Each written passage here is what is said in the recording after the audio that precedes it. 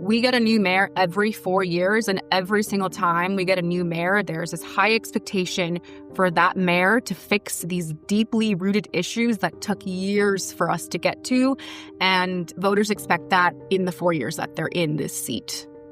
This is Hourglass, the podcast for United Way of King County in Seattle.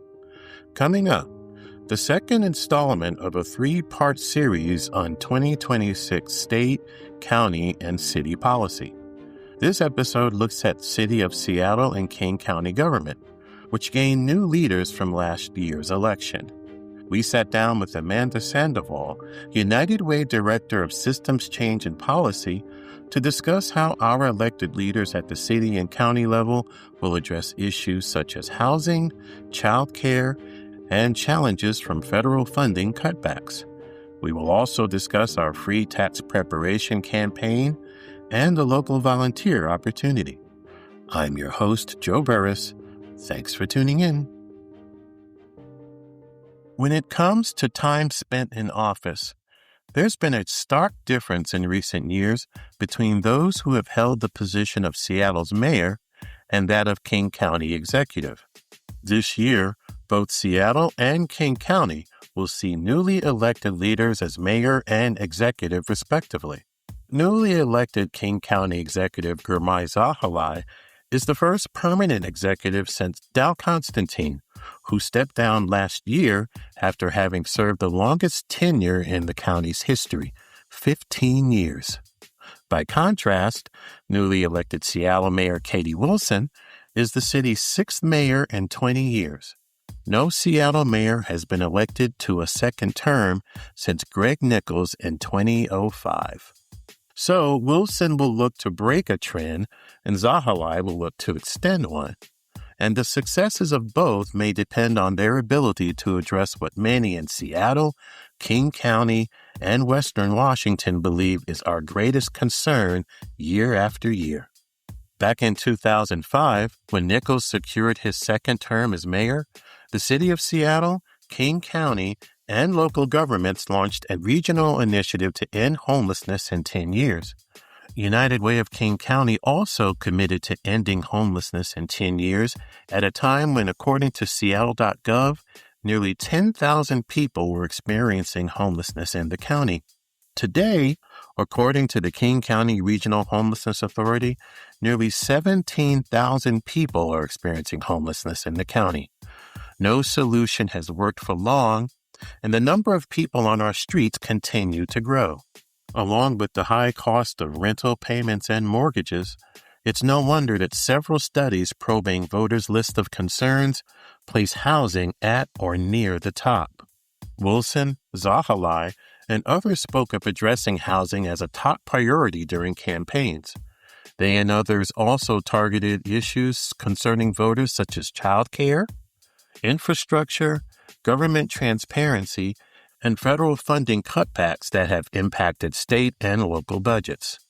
They join a group of newly elected leaders at the city and county level that have generated optimism from the electorate.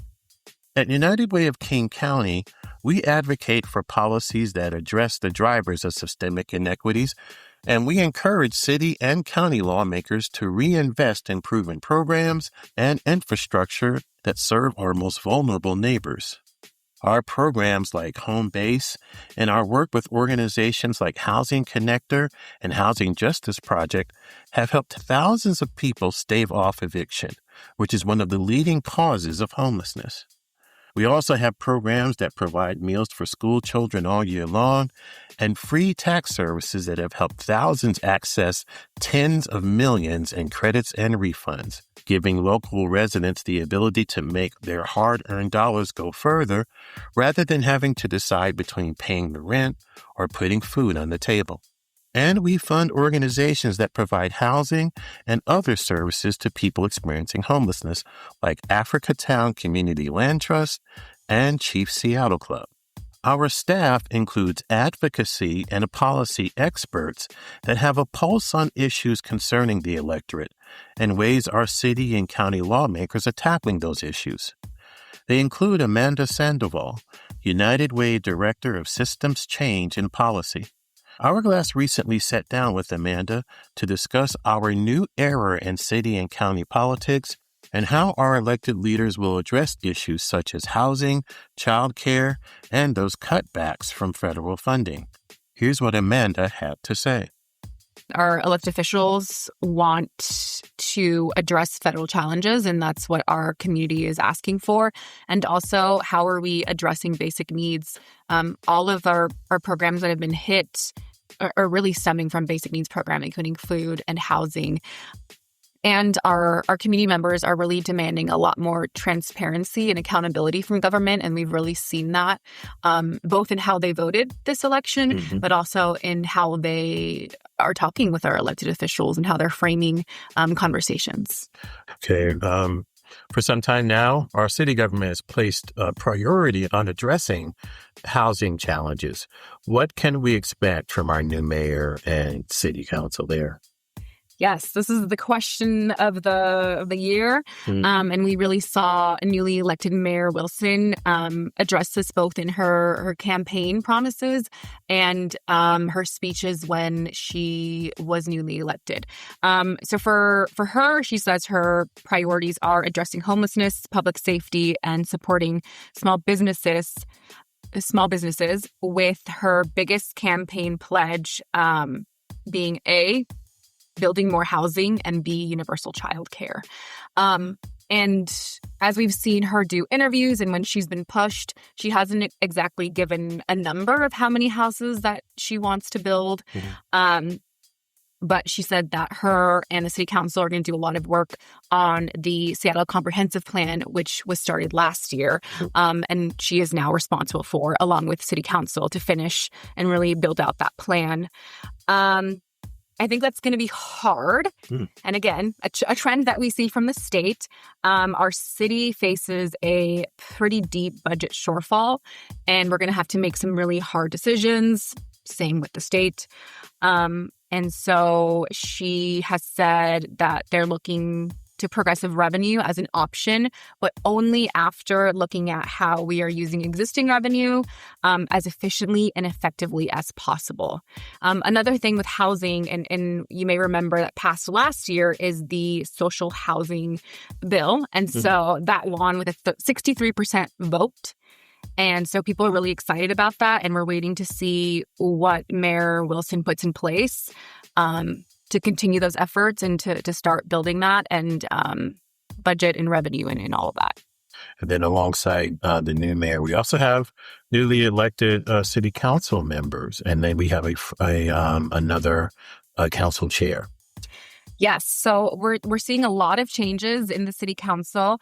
So alongside Mayor Wilson, we saw Councilmember Rink, who finished out the remainder of Councilmember Sawant's term. She won her election, so she was sworn in and will fill that seat. As well as Dion Foster won for District 2, which is super exciting because she's also going to chair the Housing Committee.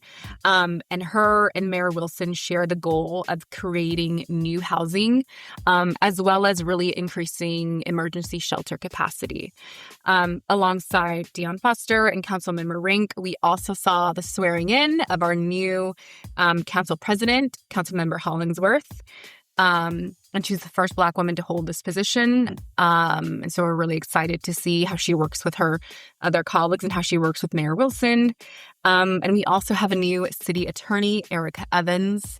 And so, yeah, I think this is definitely a makeup of progressive and moderates on the council. And so we're really keeping an eye to see how they work together and what kind of bills they pass and how they respond to community needs. What are some other issues our council and mayor will be facing beyond housing?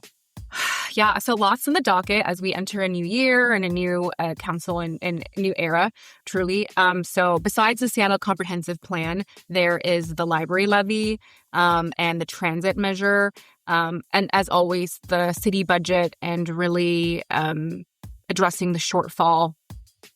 And continuing to address challenges from the federal level and responding to those in real time. Now, it's interesting because for more than 20 years, it appears that the biggest challenge for mayors in Seattle is not getting elected, but securing a second term. Okay, why do you think that is? And what do you think needs to happen for it to be different this time around? Yeah, I think, from my personal lens, I think there's a couple of things happening here. First, we see a shifting electoral, and we see a more younger and progressive voter. And that also goes to who these candidates are activating, like who's their base. Mm-hmm. There is a shifting political landscape and several competing priorities in the city. The mayors have to work with the business community, tech businesses, nonprofits, small businesses, families, all of which have their own agenda and priorities. And so trying to navigate that and making all of those groups happy is really hard. Mm-hmm.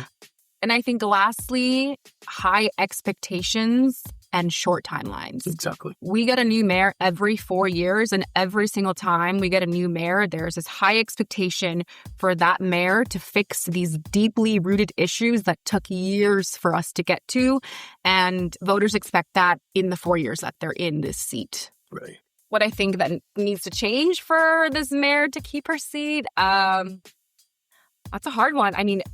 It's hard to address all of these reasons. I think it really comes down to, who she's activating as her base. And we saw this when she won her election against Mayor Harrell. She really activated that younger vote and really, I think, leaned into the wants of the community, mm-hmm. most certainly addressing housing and childcare. Mm. And I think it really depends on how she works with these other communities who have a big voice and have a lot of money, aka the business community, and tech.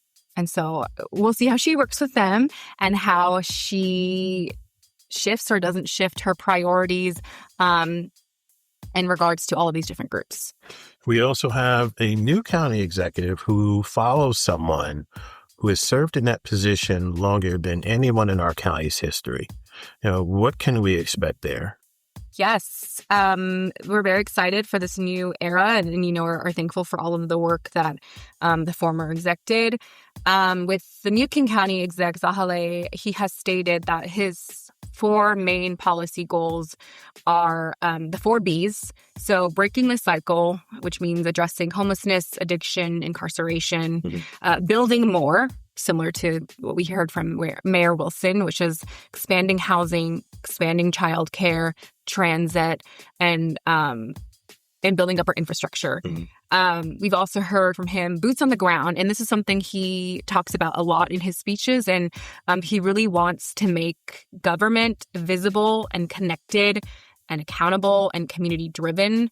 And that goes to his 4th B, which is better government. How do we deliver a government that is transparent, efficient, accountable? How do we go back to the basics of government, which is serving the people? Mm-hmm. And so really excited to see how he does this and have been excited to see his staff and who he's been putting in place to lead different departments. And I think really we're entering a new era and we're excited to continue to work with King County. Great. Now, so overall, how will local government respond to the challenges that we saw coming out of the federal government that impacted city and county residents last year and are sure to impact them this year? Yeah, I would say we've seen both the city and the county really step up and fill these gaps. They're really putting their money where their mouth is and have moved funding and added additional funding in order to address gaps in federal programs that have been cut or just completely gotten rid of. And again, kind of going back to what we've discussed before, they're really focusing on just basic needs and safety net programs. So that's for both the city and the county, that's food, housing, emergency management, public safety, health, and also protecting our most vulnerable communities, including immigrants and refugees. We know this is in response to community needs. Community has said, we need you to address housing, food, and medical. And we see the cuts coming from the federal government, and this is affecting our daily lives. So this is in direct response to both federal changes, but also to what the community is saying they need. Okay. And so lastly, how can people stay informed about city and county government, and how can they stay civically engaged? Yes, I would say make sure you know what district you're in, who is your city council representative, who is your county council representative. Once you find that out, sign up for their newsletters. Almost all of them host coffee chats, either monthly or quarterly, which is a really great space to go and talk to your representatives and let them know what's going on, or just saying hi. And oftentimes their staff is super available. Like if you email them, they will respond, and that is their job. They want to help connect you with resources, information, answer questions, etc. But yeah, so I would say know who your representative is, sign up for their newsletters, go to their coffee chats, events. If you really want to get super involved, listen to council hearings, read the news. There's some really great podcasts out there, including ours. But yeah, I think there's a lot of avenues to be engaged, and would really highly encourage it. Thank you so much, Amanda Sandoval. Really appreciate your time being on Hourglass. Check out our advocacy page at uwkc.org/what-we-do/advocacy. United Way of King County's free tax preparation campaign is back. If you make less than $80,000 a year as a single filer, or less than $96,000 a year for non-single filers, you can have your taxes prepared for free at one of our 20 locations across King County. Those sites are now open through April 19th, and we have a virtual site that runs from February 2nd through April 19th. Funded by United Way, the IRS, and the City of Seattle, the free tax campaign offers tax preparation by specialists who will help clients understand their unique tax situations and take advantage of credits like the Earned Income Tax Credit and the Working Families Tax Credit. Last year, United Way's free tax campaign reached 18,200 of our neighbors, supporting them with $17 million in tax credits and refunds. For more information, log on to freetaxexperts.org. World Relief Western Washington of Kent is looking for volunteers to work in its Paradise Parking Plots community garden. Paradise Parking Plots is a 2-acre garden that provides spaces for refugee, immigrant, and Kent residents to grow cultural foods and reconnect with the soil. World Relief will train volunteers to do tasks such as weeding its food forest, controlling pets and diseases, and taking part in construction projects. For more information, log on to worldrelief.org/western-WA and click on the Get Involved page. At United Way of King County, we are working side by side with communities to build an equitable future for everyone. Hourglass United Way is a podcast that highlights how we and our partners spend time making a difference in our communities. Our work is made possible by the generous donations from people like you.